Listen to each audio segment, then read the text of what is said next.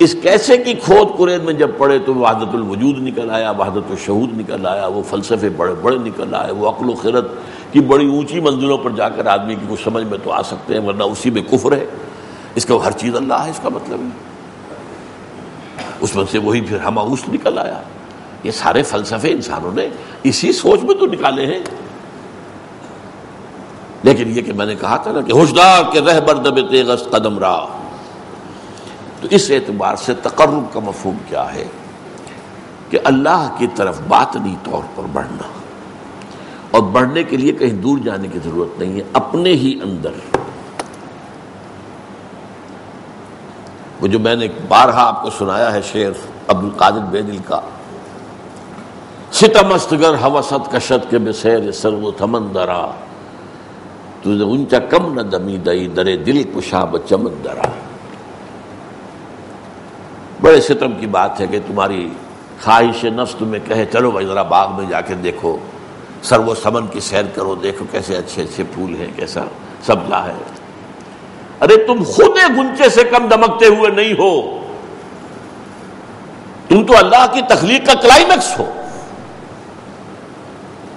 ذرا کبھی اپنے دل کے دروازے کھولو، اندر کا جو باغ ہے کبھی اس میں داخل ہو کر سیر کرو، کہ اپنے من میں ڈوب کر پا جا سراغ زندگی۔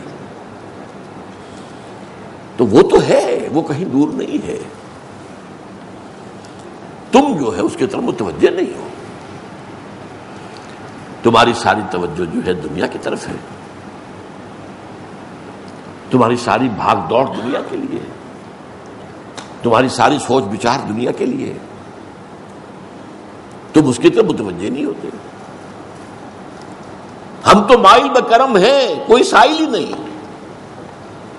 راہ دکھلائیں کسے رہنم منزل ہی نہیں۔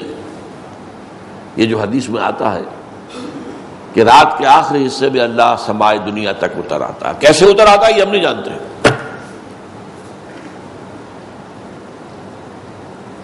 قیامت کے دن اللہ اس زمین پر نزول فرمائے گا، وجاء ربک والملک صفا صفا، میدان قیامت اسی زمین پر ہوگا، قصہ زمین برسر زمین طے ہوں گے، اللہ آئے گا۔ وَيَحْمِلُ عَرْشَ رَبِّكَ يَوْمَئِذٍ ثَمَانِيَةٌ، 8 فرشتے اللہ کے عرش کو تھامے ہوئے ہوں گے اور وہ نزول فرمائے گا۔ پھر وہ عدالت خدا بندی لگے گی، حساب کتاب ہوگا، کیسے ہم نہیں جانتے۔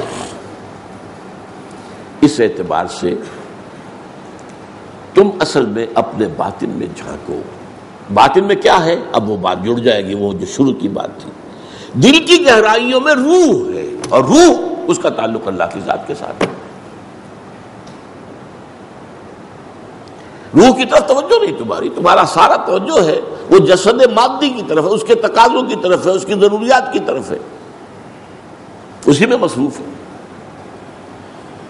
روح کی طرف متوجہ ہو کر انسان تقرب حاصل کرتا ہے کہ او پیداست تو زیر نقابی، هو الاول والآخر والظاہر والباطن، سب سے ظاہر ہستی تو اسی کی ہے، ہاں سب سے مخفی بھی وہی ہے، اس کی ذات کی کنہ تک کوئی نہیں پہنچ سکتا، وہ کیسے دیکھتا ہے تم نہیں جان سکتے، اس کا ہاتھ ہے ید اللہ، لیکن اپنے ہاتھ پر قیاس نہ کر بیٹھنا۔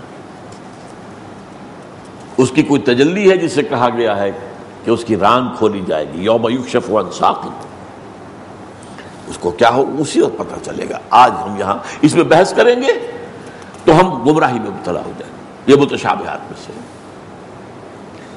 تو یہ ایک حد تک تو میری بات اس موضوع پر، اب کیونکہ وقت ختم ہو گیا، میں سبق کر رہا ہوں کہ قرب سے معاملہ قرب مکانی نہیں ہے، یہ قرب معنوی ہے۔ وہ آیت میں نے شروع میں پڑھی تھی، دوبارہ چونکہ دہرا رہا ہوں تو اس کا ایک سجدہ جو کر لیجئے گا بعد میں، کَلَّا لَا تُطِعْهُ وَاسْجُدْ وَاقْتَرِبْ، اے نبی یہ ابو جہل وغیرہ کی باتیں آپ نہ مانیے، توجہ نہ دیجیے، دفع کیجیے ان کو، آپ تو سجدہ کیجیے اور قریب ہو جائیے۔ اور حدیث میں آتا ہے اقرب ما یکون العبد الی اللہ فی السجود، قریب ترین جو ہوتا ہے بندہ اللہ سے وہ سجدے میں ہوتا ہے، اگر واقعتاً معنن سجدہ کر رہا ہو۔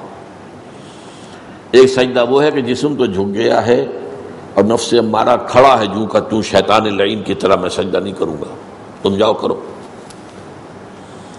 یہ تمہارے اعضاء و جوارح کا سجدہ ہے، دل کا سجدہ نہیں. لیکن جب پوری ہستی کے ساتھ اللہ کے سامنے سجدہ کرو گے تو یہ قریب ترین ہوگا اللہ کے ساتھ معاملہ. فصلی اللہ تعالی علی خیر خلقہ محمد وبارک وسلم تسلیما کثیرا کثیرا.